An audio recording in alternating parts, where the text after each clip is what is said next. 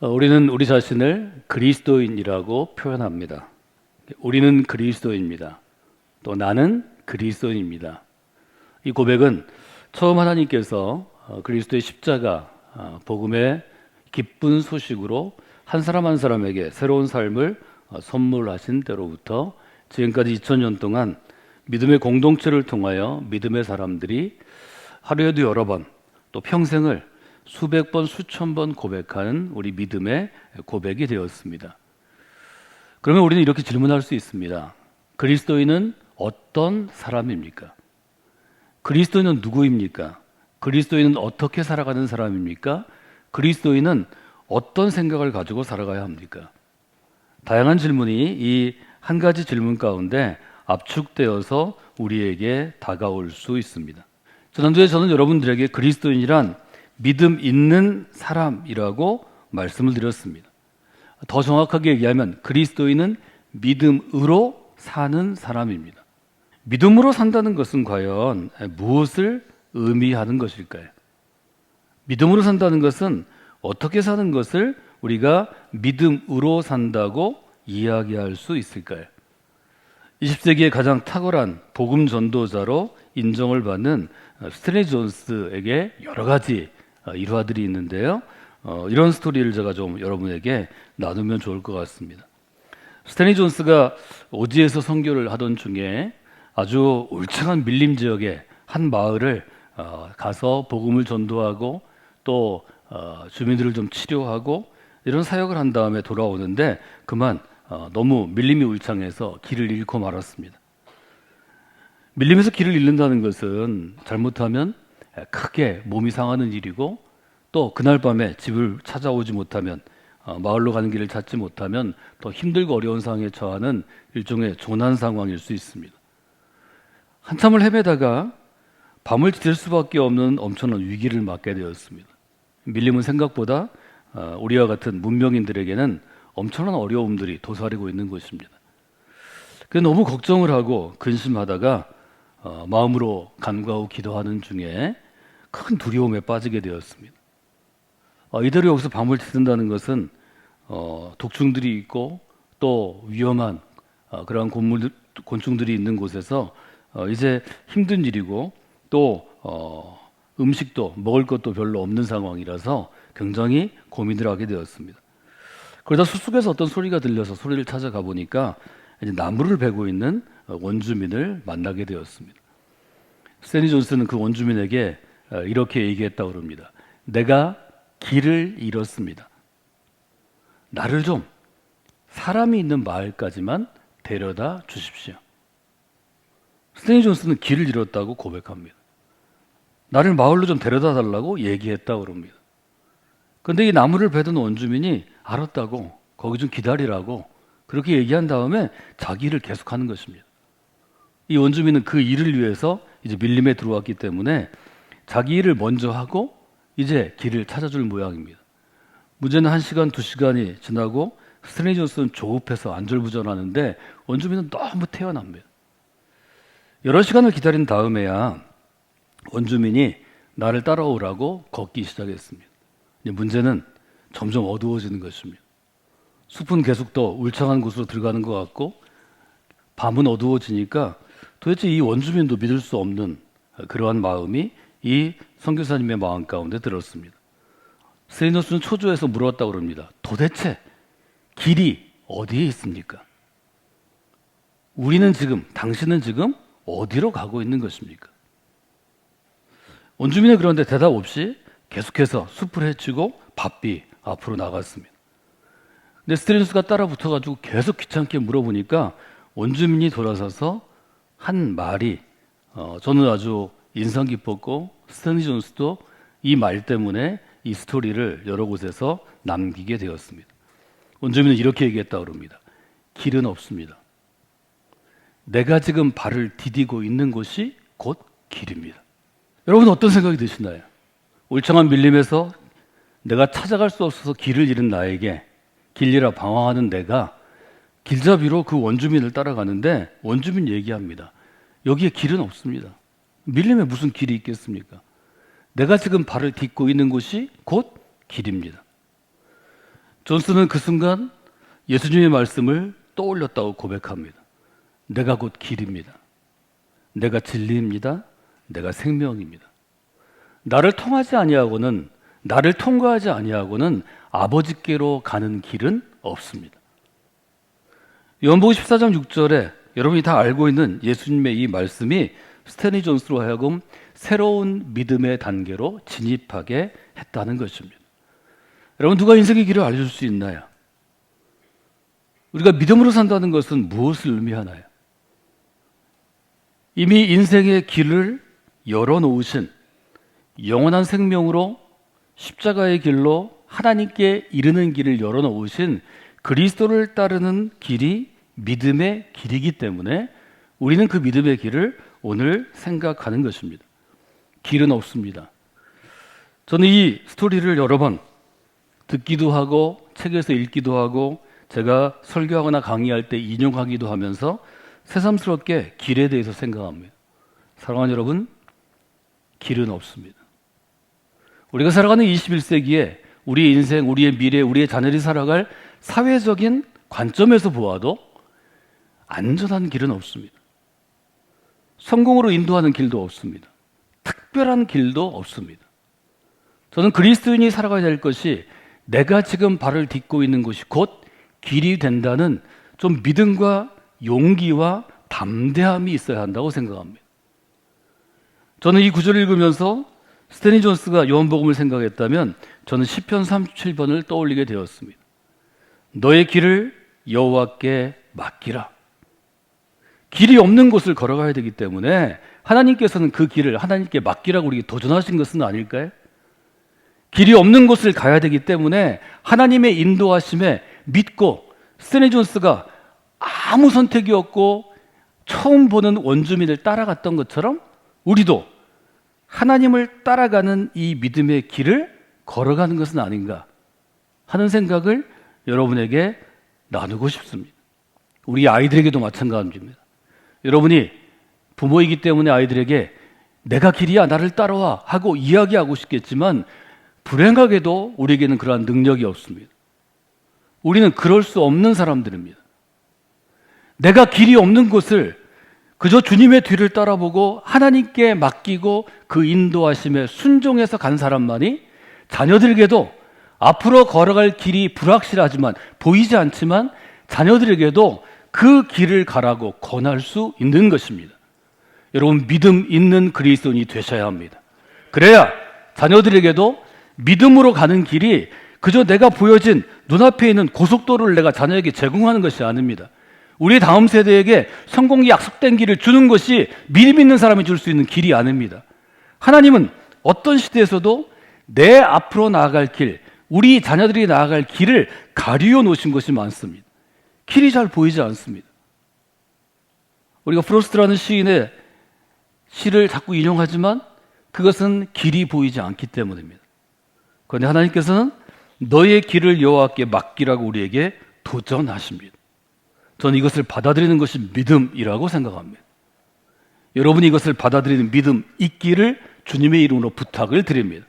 성령께 믿음의 공동체가 길이 없지만 그러나 그곳에 길을 내시는 하나님을 따라가는 믿음의 사람들로 가득하기를 원합니다.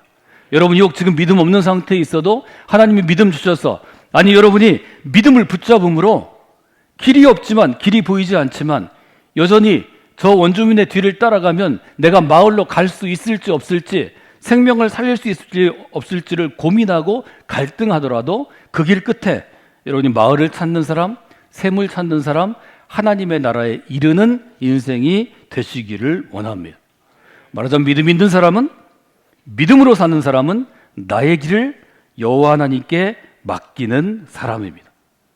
자녀들을 향하여서도 인생을 지혜롭게 사는 법, 인생을 안전하게 사는 법, 한국 사회에 성공하는 법, 여러 길들 알려줄 수 있죠.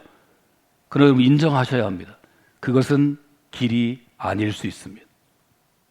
내가 살아온 시대, 제가 지난주에 20세기를 나누어서 30년대 출생하고 40년대, 50년대 청년기를 보내고 60년대 결혼하신 저희 부모님 세대 이야기를 해드렸지만 세대별 특징을 우리는 돌아서서 분석할 수 있습니다.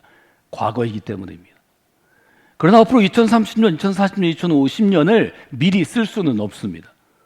왜요? 하나님은 그것을 감춰놓으셨기 때문입니다. 그것을 아무도 알 수 없습니다. 그 길을 우리의 자녀들이 걸어가야 한다면 그 주 가운데서 하나님이 우리에게 제시하신 길, 너의 길을 여호와께 맡기라. 여러분, 이 구절을 붙잡고 씨름하는 이 여름이 되시기를 원합니다. 여기서 길이라는 히브리어 단어는 어떤 뜻인가 하면 문자적인 의미에서 길입니다. 그러나 좀 더 함축적인 의미는, 좀 더 확장된 의미는 인생 전체를, 인생의 길을 이야기할 수 있습니다. 저는 맡기라라는 단어가 중요하다고 여러분에게 계속해서 강조해 왔습니다. 맡기라라는 단어는 굴리다, 굴려놓다라는 의미가 있다고 합니다. 이것이 1차적인 의미입니다. 히브리어나 헬라어는 대부분 첫 번째 어원은 단순한 동사입니다. 굴려놓는 것입니다. 뭘 굴려놓나요? 내가 지고 있는 인생의 어떤 짐, 내가 등짐을 지고 있는 것, 내 등에 들고 있는 백팩을 벗어서 굴려놓는 것입니다. 어디에 굴려놓나요? 우리로 이야기하면 십자가 밑에 굴려놓는 것입니다. 하나님께 그것을 굴려놓는 것입니다. 그래서 이 굴려놓다는 뜻은 확장되어서 의탁하다라는 뜻이 있다고 합니다. 내가 나의 삶을, 나의 길을, 내 인생을 하나님께 맡기는 것은 내 인생의 모든 것을 마치 등짐처럼, 백팩처럼 그것을 벗어서 하나님께 대신 맡기는 것입니다. 짐을 맡기는가? 여러분, 인생의 짐이 매일마다 달라집니다. 오늘 지고 있는 인생의 짐이 달라질 것입니다. 오늘은 여러분에게 연로하시고 지금 병중에 있는 부모님일 수도 있습니다. 나 자신이 갖고 있는 어떤 사업상의 문제일 수도 있습니다. 많은 부모들이, 한국의 부모들은 과중한 책임감이 있어서 잘 살고 있는데 여러분의 첫째 애가, 둘째 애가 짐일 수도 있습니다. 여러분의 가족이 짐일 수도 있습니다. 교회에서 맡고 있는 어떤 사역이 짐일 수도 있습니다. 이 예배가 우리에게 중요한 것은 지금 내가 지고 있는 그 짐을 하나님께 굴려놓고 온전하게 맡기는 시간이기 때문입니다. 예배가 여러분에게 매번 중요한 경험이요, 중요한 예식이 되기를 원합니다. 그저 앉아있는 모습이 아니라 하나님을 향하여 오늘 내가 지고 있는, 이 한 주간 내가 지고 있는 짐을 내려놓을 뿐만이 아니라 하나님이 대신 져 주시도록 굴려놓는 것입니다. 하나님이 그 짐을 지어 주실 것입니다. 그것이 우리에게 구원이기 때문입니다. 너의 길을 여호와께 맡기라. 그 다음은 어떻게 되나요? 그를 의지하면 그가 이루시고. 맡긴다는 것은 하나님을 의지하는 것입니다. 하나님을 의지하면 어떤 역사가 우리에게 이루어지는가 하면 하나님께서 이루시는 역사가 이루어집니다. 여기서 이루신다는 것은 완성하다라는 뜻인데 미완료형으로 사용되어 있습니다. 미완료형으로 사용됐다는 것은 우리가 하나님께 짐을 맡기고 하나님을 의지하는 사람에게 하나님은 그의 남은 인생을 일종의 책임져 주시는 것입니다. 남은 일생을 끝까지 잘 가도록, 그 길을 가도록 하나님이 맡아주시는 것입니다. 그 역사가 여러분의 삶의 길이 되기를 원합니다. 하나님이 그렇게 해 주실 것입니다. 여호와께 나의 길을 맡기고 하나님을 의지하고 하나님께서 이루어 주시면 여러분의 삶에 어떤 놀라운 선물이 있습니까? 너의 의를 빛같이 나타내시며, 하나님께서 우리의 의를 빛같이 나타내시고 너의 공의를 정오의 빛같이 하시리로다. 빛의 특징은 어떤 것인가요? 빛은 모든 사물을 분명하게 보여주는 것입니다. 우리가 지금 이 전등을 끄면, 소등하면 여러분이 제 얼굴을 제대로 볼 수 없을 것입니다. 그러나 지금 이 밝게 나처럼 우리 예배실 안에 전등이 있기 때문에 저는 여러분을 볼 수 있고 여러분은 저를 볼 수 있습니다. 하나님께서는 하나님을 믿고 의지하고 맡기고 따라가는 사람에게 주시는 선물, 의와 공의를, 의와 공의는 좀 다른 단어입니다. 의와 공의를 빛처럼 분명하게 우리에게 나타내 주신다는 것입니다.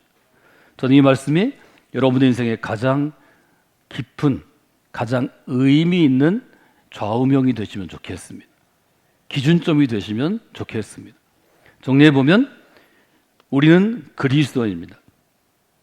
그러면 그리스도인은 어떤 사람입니까? 반드시 질문하고 이 질문에 대한 답을 찾아가는 것이 신앙생활입니다. 그리스도인은 첫째로 성경이 우리에게 답하는 것은 믿음으로 사는 사람이라는 것입니다. 그러면 믿음으로 산다는 것은 어떤 것입니까? 우리는 또 질문할 수 있습니다. 시편은 우리에게 믿음으로 산다는 것은 나의 길을 하나님께 맡기는 삶이라고 답하십니다. 여러분 이것을 받아들이시나요? 받아들이시면 그대로 믿고 실행하는 삶을 살아가시기를 주님의 이름으로 부탁을 드립니다. 하나님께 나의 길을 맡기고 인도하시면 과연 어떤 일이 우리 가운데 일어날까요? 그 다음 질문은 이것입니다. 하나님께 나의 길을 맡기고 하나님이 책임지시고 인도하심을 따라가면 어떤 역사가 우리에게 일어나는가 하는 것입니다.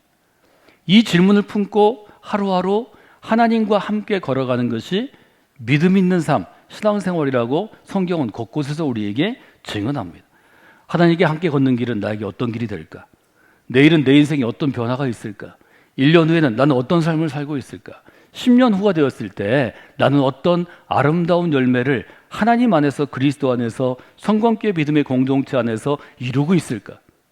저는 이것을 지난 시간에 기대라는 한 단어로 표현해 드렸습니다. 이것은 바울이 표현한 대로 하면 소망입니다. 희망입니다.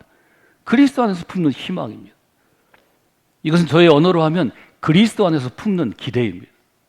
이것은 하나님이 우리를 보실 때는 하나님 안에서 주시는 상입니다. 히브리서 하나님께 나아가는 자는 하나님께서 계신 것과 하나님이 그를 찾는 이에게 상 주시는 분인 것을 믿어야 할지니라. 이것은 하나님 주신 상이고 선물이고 축복입니다. 이 상이 풍성한 인생이 되시기를 주님의 이름으로 축원해 드립니다. 저는 믿음이란 이렇게 정해 드렸습니다. 미래를 향하여 기대를 품는 일이 바로 믿음입니다. 믿음은 과거에 하나님을 고백하는 것이 믿음이 아닙니다. 그것은 고백입니다. 이미 이루어진 것입니다. 하나님이 이미 행하신 것입니다. 믿음은 아직 이루어지지 않았지만, 아직 보이지 않지만, 히브리서 11장처럼 아직 보이지 않지만, 아직 분명하지 않지만 하나님이 보여주시고 하나님이 행할 것을 미리 보는 것입니다. 미리 믿는 것입니다. 미리 믿어서 나의 토대로 삼고 살아가는 것입니다. 그것이 하나님께 맡기는 삶의 특징이 될 것입니다. 여러분, 사람은 미래의 목표, 미래의 희망이 없는 곳에서는 쪼그라들고 넘어지고 포기하고 소멸하는 것입니다. 그래서 미래 목표가 없는 곳에서는 인간은 소멸한다. 이런 격언도 있습니다. 빅터 프랭클에 대해서 제가 지난주에 잠깐 언급해 드렸습니다. 이분의 책을 꼭 읽어보시기를 권합니다. 죽음의 수용소에서 아우슈비츠와 같은 독일 나치 정권에서 죽어가는 수많은 수용자들을 관찰하면서 그는 이런 점을 발견했습니다. 미래의 목표를 볼 수 없어서 몸과 마음이 시들어가는 사람들이 대부분이었는데 이들의 특징은 과거의 생각에 파묻혀 살게 되었다. 오늘 너무 추운데, 오늘 먹을 것이 없는 조그만 빵 하나씩밖에 안 주는데, 오늘 너무 힘든데, 미래를 포기한 사람들은 얼굴은 꿈꾸는 것처럼 몽롱하게 잠들었다는 것입니다. 과거에 가족들과 행복했던 것, 과거에 좋았던 것, 이것들을 생각하면서 마치 몰핀을 맞은 것처럼, 수면제를 먹은 것처럼 그렇게 잠들다가 아침에 깨어나지 못했다는 것입니다. 여러분, 과거를 붙들고 사는 삶에는 심각한 약점이 있습니다. 어떤 약점이 있는가 하면 프랭클이 쓰는 것처럼 그들은 강제 수용소에서의 시련을 내적 힘을 기르는 시험으로 여기지 않았다고 표현합니다. 이것은 인생을 바라보는 큰 관점입니다. 살다 보면 우리가 겪었던 30년대, 40년대 자유 없음이나 50년대의 전쟁이나 60년대의 가난이 우리를 또 찾아올 수 있습니다. 거기서도 미래를 붙잡고 살 수 있는 것은 그 어려움이 우리의 내적인 힘을 길러주기 때문입니다. 견디어내는 힘, 버티어내는 힘, 좀 참아내는 힘, 굶어도 죽지 않는 힘, 이 힘들을 우리에게 주기 때문입니다. 그 고통의 시절을 다 견뎌낸 저희 할머니, 할아버지 세대, 부모 세대가 저희보다 더 건강하게 오래 사셨습니다. 왜 그랬을까? 먹지 못했는데, 사람답게 대접을 못 받았는데, 그저 두드려 맞고 모욕과 멸시를 당하고 욕먹은 분들이 어떻게 80, 90, 100세까지 사실 수 있을까? 그것은 제 의문점이기도 했습니다. 이제는 조금씩 그것을 알겠습니다. 고통과 어려움 가운데 내적인 힘을 기르는 사람은 삶을 진지하게 받아들입니다. 여러분 인생에 성공하는 비결은 오늘 내게 주어진 삶을 진지하게 받아들이는 것입니다. 헛된 꿈을 꾸지 않는 것입니다. 헛된 망상으로 오늘 삶은 아무것도 아니야 거들먹거리지 않는 것입니다. 아우 이런 건 내게 아무것도 아니야 거짓말하지 않는 것입니다. 삶은 때때로 고통스러운 것입니다. 삶은 때때로 힘든 것입니다. 두 눈을 감지 않는 것입니다. 프랭클은 이렇게 씁니다. 삶을 진지하게 받아들이지 않고 아무것도 아닌 것으로 업신여기는 사람들, 그 사람들은 두 눈을 감고 과거 속에서 살려고 했다. 그들의 삶은 의미가 없어졌다. 그들은 잠든 다음 날 아침 깨어나지 못했다. 여러분, 믿음으로 사는 사람들은 오늘이 힘들고 어려워도 내일 아침에 눈을 뜨는 사람들입니다. 눈을 떠야 합니다. 왜냐하면 믿음은 우리의 시선을 내일로 향하게 하기 때문입니다. 오늘이 아닙니다. 믿음은 우리의 시선을 미래로 향하기 때문입니다. 그래서 믿음 있는 모든 사람들은 자기계발서적이나 심리학을 배우지 않았어도 미래 목표를 지니고 있었습니다. 하나님의 나라에 가는 꿈이 있었습니다.